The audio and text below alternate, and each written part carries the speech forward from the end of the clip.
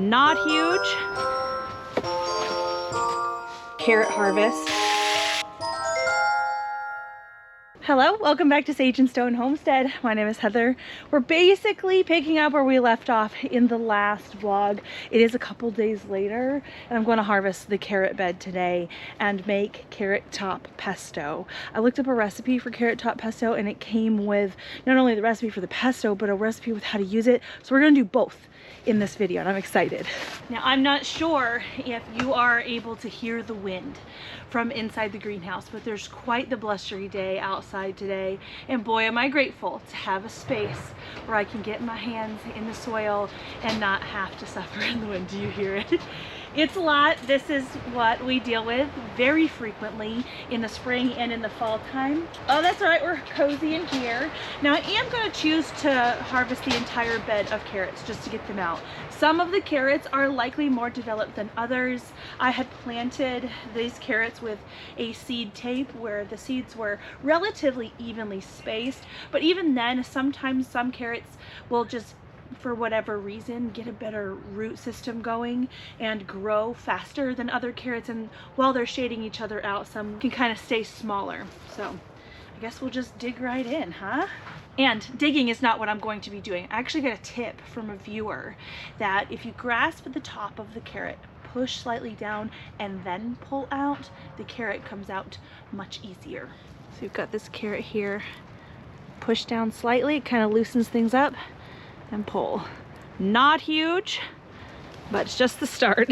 The reason that I'm pulling all of these carrots now instead of letting them grow a little bit longer is we're at that point in the year where I feel like they're not going to be really growing that much more. Some of the carrots are going to be longer, that's for sure, but with the temperatures that we've got coming up and the fact that we're getting close to the shortest day length, these guys are just going to be sort of stagnant, and I need to get them out to make space for what's going to need to have this bed in springtime.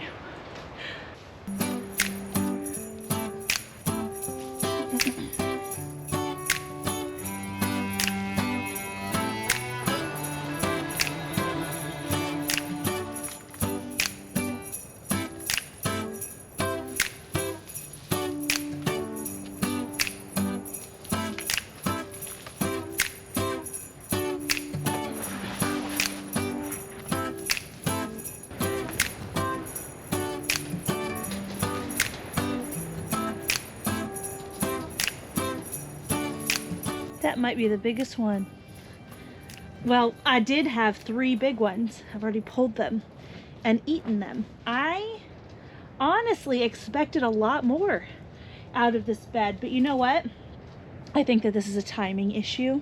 As I'm harvesting the greenhouse this fall time, I'm realizing that I need to start some of these things even earlier to give them the benefit of the sunlight, the day length, and maybe some of the warmth of the end of summer to really get going before they start to kind of slow down for winter. So we got this whole bed harvested. This is an 8-foot bed. I only planted this side of the trellis, so about 18 inches by 8 feet, and I might have enough carrots for 1 meal. So I guess it's a good thing I planned on making pesto with the tops, because that's where we're going to get our carroty flavor this season, it seems, besides the grocery store. I do have this little grow bag of carrots that I may as well pull.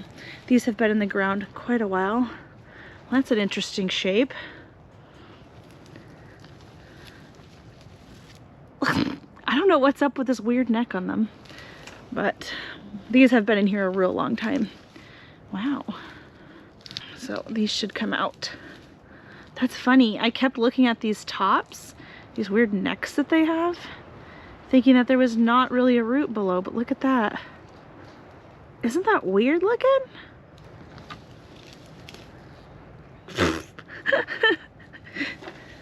I think I planted them fall time last year, technically. I harvested the carrots likely in the winter time, like what we're doing now, but then these guys actually volunteered back, so they were some of the first carrot sprouts that grew over the summer, and I decided to leave them in and see what they did. And at one point I did have bugs really eat down all of the greens, and I just left them. Some of the little stems were still above ground and they grew new greens and apparently some roots. So it was worth leaving in. I didn't need that space. Ooh, I definitely don't need that staple. All right, so I think what we're gonna do is grab one of these cauliflower plants too.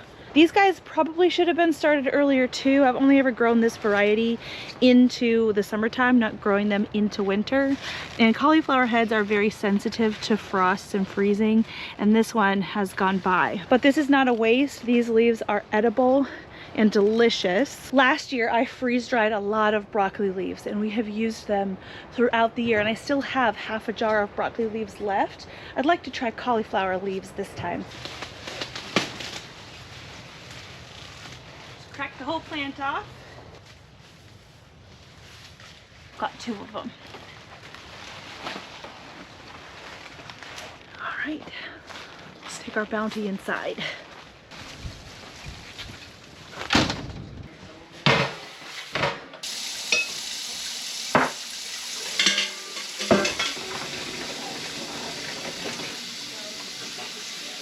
I'm gonna go ahead and soak the carrots in water just to give myself enough time to get to the pesto before these start to wilt. It can happen pretty fast.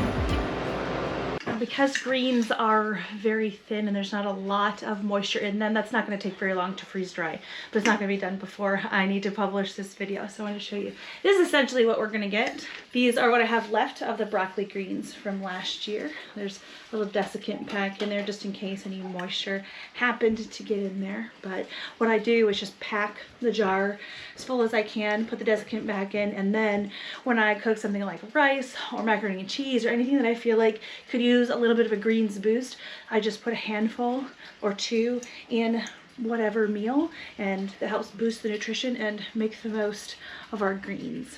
Okay, as far as the carrot top pesto, I'm just going to be snapping the little carrots that I do have off of the greens and putting them down in the sink. I've got a colander down here, and then I'm just gonna pick through and see if there's any weird little dead pieces in here, any kind of yellowing leaves, and get those out as well.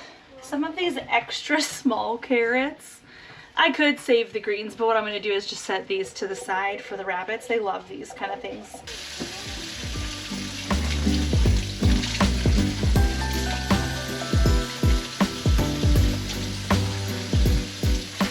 All right, so this is what we're working with here. Here are the good tops. These I'm going to turn into the pesto. This is kind of the more wilty stuff that's going to go in the compost. Our carrot harvest, we're going to cook it with rabbit tonight. And then this is snacks for the animals. Now before I start making the pesto, I want to figure out exactly how many cups of chopped carrot greens that I have. Everything is going to be based off of that as far as the other ingredients, so I'm going to pull out the food processor.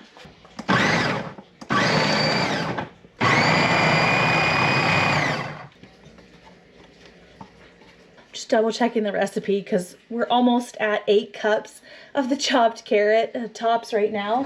I still have a lot to go. I might get another 8 cups. I wanted to make sure I had all of the other ingredients for a batch like that. I think I do. Another thing that you could do is put these carrot tops, probably even in this state, in a dehydrator and make like a garnish or something for soups. Much like I use the broccoli greens and the soon to be dried cauliflower greens, I'm sure these could work in the same way.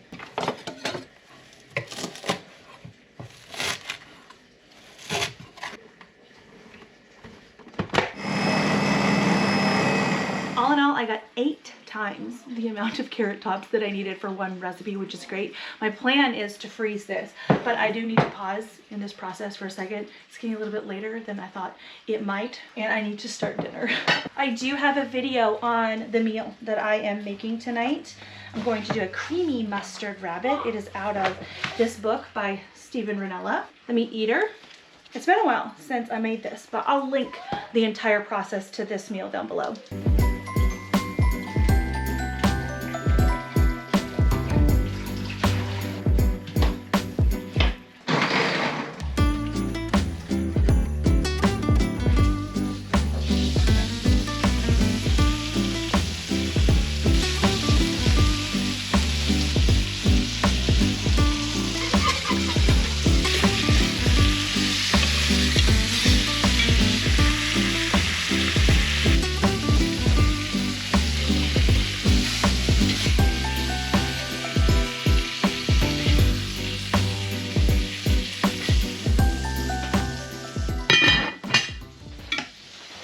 Now that that's going, we can get back to the pesto. So as far as ingredients go, 2 cups of carrot leafy greens. It says you can use parsley if you don't have enough carrot greens. 1/3 cup salted toasted cashews. I do not have those, but I have access to very inexpensive salted toasted sunflower seeds, and I saw that you could use these on a different recipe. 1/3 cup mild flavored olive oil. Got lots of that.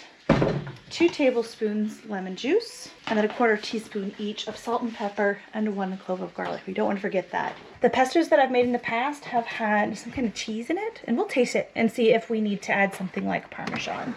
I'm not sure if I'm going to be able to fit more than 1 batch in my food processor at a time. I don't want to overload it, so I'll start with 1 batch. Start with 2 cups of the carrot tops, the garlic clove, 1/3 cup nuts or seeds, and then I am going to combine my liquid ingredients in a separate little jar here. 2 tablespoons lemon juice,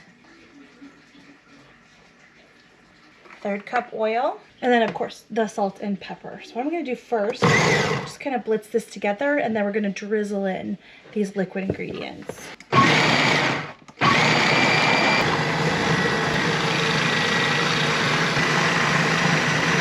Scrape down the sides as needed. Smelling great, very fresh.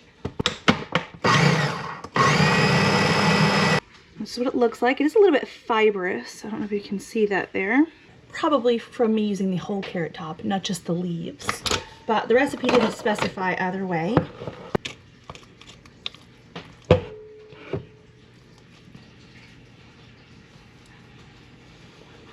Very interesting. I expected just a whole ton of carrot to come through, but it doesn't. It is green. It's not as much of a flavor punch of pesto as something like a basil pesto is. It's a lot milder, but it's lovely. And I could see how this would be really good on rabbit or chicken, or in the case of tonight, roasted carrots. They said you could put it on any kind of roast vegetable, and it's very good. I can see that. One of my daughters just came over and tasted the 2nd batch of the carrot top pesto, and she hit the nail on the head. She said it tastes like the massaged kale salad that I make, and it's very, very similar to that. So if you've ever had that, this is like that, but obviously in a different form. And it's not kale, it's carrots, carrot tops.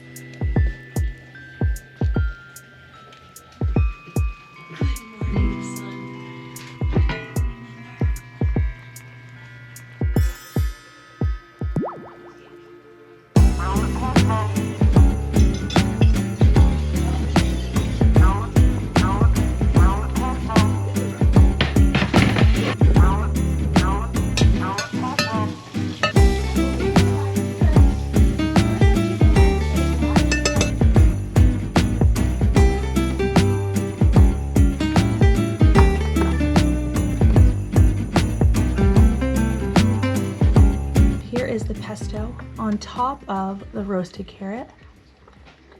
So good.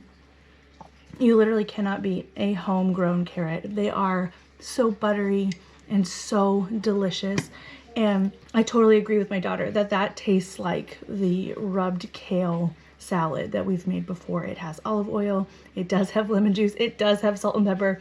It's got all the things. This is very reminiscent of that in a very good way to use the harvest, especially when you've only gotten greens and you expected more. This is literally all of the carrots, all the usable carrots out of that bed.